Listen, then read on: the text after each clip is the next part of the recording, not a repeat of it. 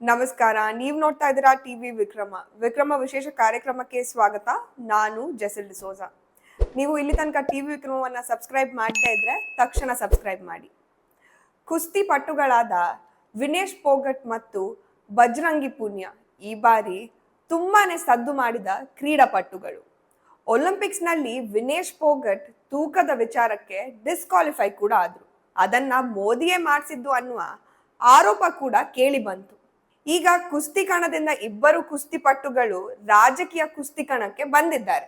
ಇಬ್ಬರು ಕೂಡ ಕಾಂಗ್ರೆಸ್ನ ನಾಯಕ ರಾಹುಲ್ ಗಾಂಧಿ ಅವರನ್ನ ಭೇಟಿ ಮಾಡಿದ್ರು. ಈ ಇಬ್ಬರು ಕ್ರೀಡಾಪಟುಗಳು ಕಾಂಗ್ರೆಸ್ ಸೇರ್ಪಡೆಯಾಗಿದ್ದು ಮುಂಬರುವ ಹರಿಯಾಣ ವಿಧಾನಸಭಾ ಚುನಾವಣೆಯಲ್ಲಿ ಸ್ಪರ್ಧಿಸಲಾಗಿದ್ದಾರೆ ಅನ್ನುವ ವರದಿ ಕೂಡ ಬಂದಿದೆ. ಪ್ರಸ್ತುತ ಜನನಾಯಕ ಜನತಾ ಪಕ್ಷದ ಅಮರ್ಜಿತ್ ದಂಡ ಶಾಸಕರಾಗಿರುವ ಜುಲಾನಾ ವಿಧಾನಸಭಾ ಕ್ಷೇತ್ರದಿಂದ ವಿನೇಶ್ ಪೋಗಟ್ ಸ್ಪರ್ಧಿಸಬಹುದು ಅಂತ ಹೇಳಲಾಗ್ತಾ ಇದೆ. ಬಜರಂಗ್ ಪೂನಿಯಾ ಅವರು ಬದ್ಲಿ ಕ್ಷೇತ್ರದಿಂದ ಕಾಂಗ್ರೆಸ್ ಟಿಕೆಟ್ ಗಿಟ್ಟಿಸಿಕೊಳ್ಳುವ ನಿರೀಕ್ಷೆ ಇದೆ. ಪ್ರಸ್ತುತ ಇಲ್ಲಿ ಕಾಂಗ್ರೆಸ್ನ ಶಾಸಕನೇ ಇರೋದು. ಕುಸ್ತಿ ಫೆಡರೇಷನ್ ಅಲ್ಲಿ ಲೈಂಗಿಕ ದೌರ್ಜನ್ಯ ನಡೀತಾ ಇದೆ ಅನ್ನುವ ಒಂದು ಆರೋಪ ಇತ್ತು. ಈ ನಿಟ್ಟಿನಲ್ಲಿ ಬೀದಿಗೆ ಕೂಡ ಇಳಿದು ಹೋರಾಟ ಮಾಡಲಾಯಿತು. ಹೋರಾಟ ಮಾಡಿದವರಲ್ಲಿ ವಿನೇಶ್ ಪೋಗಟ್ ಅವರೊಬ್ಬರೇ ಒಲಿಂಪಿಕ್ಸ್ಗೆ ಆಯ್ಕೆ ಆದ್ರು. ಬಜರಂಗ್ ಪೂನಿಯಾ ಅವರು ಅವರಿಗಿಂತ ಚಿಕ್ಕ ವಯಸ್ಸಿನ ರೋಹಿತ್ ಅನ್ನೋರ ಜೊತೆ ಅರ್ಹತಾ ಸುತ್ತಿನಲ್ಲಿ ಸೋತು ಮನೆಗೆ ಬಂದ್ರು. ಮೋದಿ ಸರ್ಕಾರದ ವಿರುದ್ಧ ಹೋರಾಟದ ಅರ್ಥ ಈಗ ನಿಮ್ಗೆ ಅರ್ಥ ಆಗಿರಬಹುದು. ಅವರ ಉದ್ದೇಶ ಇದ್ದಿದ್ದು ರಾಜಕೀಯಕ್ಕೆ ಪ್ರವೇಶ ಮಾಡಬೇಕು ಅನ್ನೋದು. ಹೀಗಾಗಿ ದೊಡ್ಡ ಮಟ್ಟದ ಪ್ರಚಾರ ಒಂದು ಬೇಕಾಗಿತ್ತು. ಆಲ್ರೆಡಿ ಗೆದ್ದ ಅನೇಕ ಪ್ರಶಸ್ತಿಗಳು ಅವರಿಗೊಂದು ಹೆಸರನ್ನ ತಂದು ಕೊಟ್ಟಿತ್ತು.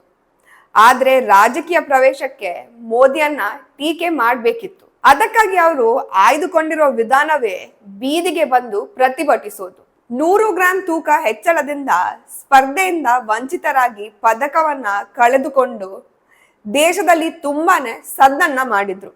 ಅಷ್ಟೇ ಅಲ್ಲ, ಮೋದಿ ಸರ್ಕಾರದ ವಿರುದ್ಧ ಯಾರೇ ಪ್ರತಿಭಟಿಸಿದರೂ ಕೂಡ ವಿನೇಶ್ ಪೋಗಟ್ ಬೆಂಬಲಕ್ಕೆ ನಿಲ್ತಾರೆ. ರೈತರಿಗೆ ಮೋದಿ ಸರ್ಕಾರದ ವಿರುದ್ಧ ಪ್ರತಿಭಟನೆ ಮಾಡೋದಕ್ಕೆ ಪ್ರಚೋದನೆಯನ್ನ ಕೊಡ್ತಾರೆ. ರೈತರ ಪ್ರತಿಭಟನೆಯಲ್ಲಿ ಭಾಗಿಯಾಗೋಕೆ ಮುಂದಾಗ್ತಾರೆ. ಅಷ್ಟೇ ಅಲ್ಲ, ಮೋದಿ ಸರ್ಕಾರದ ವಿರುದ್ಧವೇ ಸದಾ ಮಾತನಾಡುವ ಅಮೀರ್ ಖಾನ್ ಅಂತಹ ನಟರು ಇವರನ್ನ ಭೇಟಿ ಆಗ್ತಾರೆ, ಚರ್ಚೆ ಕೂಡ ಮಾಡ್ತಾರೆ. ಒಲಿಂಪಿಕ್ಸ್ ನಲ್ಲಿ ಸೋತ್ರು ಕೂಡ ರಾಜಕಾರಣಿಗಳು ಅವರನ್ನು ತುಂಬಾ ದೊಡ್ಡದಾಗಿ ಮೆರವಣಿಗೆ ಮಾಡ್ತಾರೆ. ಅವರೇ ದುಡ್ಡು ಹಾಕಿ ಚಿನ್ನದ ಪದಕವನ್ನ ಕೊಡ್ತಾರೆ. ಈ ರೀತಿಯ ಪ್ರೋತ್ಸಾಹ ಆಗ್ಲಿ ಬೆಂಬಲ ಆಗ್ಲಿ ಮನು ಭಾಕರ್ ಅವರಿಗೆ ಸಿಕ್ಕಿಲ್ಲ. ಶೂಟಿಂಗ್ ಅಲ್ಲಿ ಪದಕ ಗೆದ್ರೂ ಕೂಡ ಎಲ್ಲರೂ ಅವರನ್ನ ಮರೆತೇ ಬಿಡ್ತಾರೆ. ಆದ್ರೆ ಮೋದಿ ವಿರುದ್ಧ ಗುಟುರು ಹಾಕುವ ವಿನೇಶ್ ಪೋಗಟ್ ದೇಶದ ಕೀರ್ತಿಯನ್ನ ಹೆಚ್ಚಿಸಿದ್ದಾರೆ ಅನ್ನುವ ಅರ್ಥದಲ್ಲಿ ಮಾತಾಡ್ತಾರೆ. ತುಂಬಾ ದೊಡ್ಡ ಮಟ್ಟದ ಸನ್ಮಾನ ಸಮಾರಂಭ ಮಾಡಿ ಎಲ್ಲರ ಗಮನವನ್ನ ಸೆಳೆಯುತ್ತಾರೆ. ಹಾಗಂತ ಕುಸ್ತಿಪಟುಗಳು ಈಗ ರಾಜಕೀಯವನ್ನ ಪ್ರವೇಶ ಮಾಡಬಾರ್ದಾ? ಖಂಡಿತ ಮಾಡಬಹುದು, ಅದು ಅವರವರ ಇಷ್ಟ. ಆದ್ರೆ ಇಷ್ಟು ದಿನ ಮಾಡ್ಕೊಂಡು ಬಂದ ಹೋರಾಟಗಳು ರಾಜಕೀಯ ಪ್ರೇರಿತ ಅನ್ನುವ ಅನುಮಾನ ಅಂತೂ ಬಂದೇ ಬರುತ್ತೆ. ಮೋದಿ ಸರ್ಕಾರದ ವಿರುದ್ಧ ಅಸಮಾಧಾನ ಯಾಕಾಗಿ ಅನ್ನುವ ಪ್ರಶ್ನೆಗೆ ಉತ್ತರ ಸಿಕ್ತು. ನಡೆದ ಹೋರಾಟಗಳು ಪ್ರತಿಭಟನೆಗಳು ಯಾಕಾಗಿ ಅನ್ನುವ ದ್ವಂದ್ವಕ್ಕೆ ತೆರೆ ಬಿತ್ತು. ವಿನೇಶ್ ಅವರ ಒಟ್ಟು ಆಸ್ತಿ ಸುಮಾರು 36 ಕೋಟಿ ರೂಪಾಯಿ ಎನ್ನಲಾಗ್ತಾ ಇದೆ. ಅವರಿಗೆ ಕೊಟ್ಟ 3 ಆದಾಯದ ಮಾರ್ಗಗಳಿವೆ. ಮೊದಲನೇದು ತಮ್ಮ ವೃತ್ತಿ ಕುಸ್ತಿಯ ಮೂಲಕ ಸಂಪಾದನೆ, ಇನ್ನೊಂದು ಬ್ರ್ಯಾಂಡ್ಗಳ ಪ್ರಚಾರ, ಮೂರನೇದು ಮೋದಿ ಸರ್ಕಾರದಿಂದ ಪ್ರತಿ ತಿಂಗಳು ಬರ್ತಾ ಇರುವ 50,000 ರೂಪಾಯಿ ಸಂಬಳ. ವರ್ಷಕ್ಕೆ ಸುಮಾರು 6 ಲಕ್ಷವನ್ನ ಸ್ಯಾಲರಿ ರೂಪದಲ್ಲಿ ಪಡಿತಾರೆ. ಕೇಂದ್ರ ಸರ್ಕಾರದ ಯುವಜನ ಮತ್ತು ಕ್ರೀಡಾ ಸಚಿವಾಲಯ ಈ ಸಂಬಳವನ್ನ ಕೊಡುತ್ತೆ. ಕಾಮನ್ವೆಲ್ತ್ ಗೇಮ್ಸ್ ಮತ್ತು ಏಷ್ಯನ್ ಗೇಮ್ಸ್ ನಲ್ಲಿ ಚಿನ್ನದ ಪದಕ ಗೆದ್ದಿದ್ದ ಇವರು ಈಗ ರಾಜಕೀಯಕ್ಕೆ ಬರ್ತಾ ಇದ್ದಾರೆ. ಈಗ ಹರಿಯಾಣ ವಿಧಾನಸಭಾ ಚುನಾವಣೆಯಲ್ಲಿ ಗೇಮ್ ಚೇಂಜರ್ ಆಗೋಕೆ ವಿನೇಶ್ ಬಂದಿದ್ದಾರೆ. ಲೆಕ್ಕಾಚಾರದಂತೆ ಕಾಂಗ್ರೆಸ್ ಪಕ್ಷವನ್ನೇ ಸೇರಿದ್ದಾರೆ.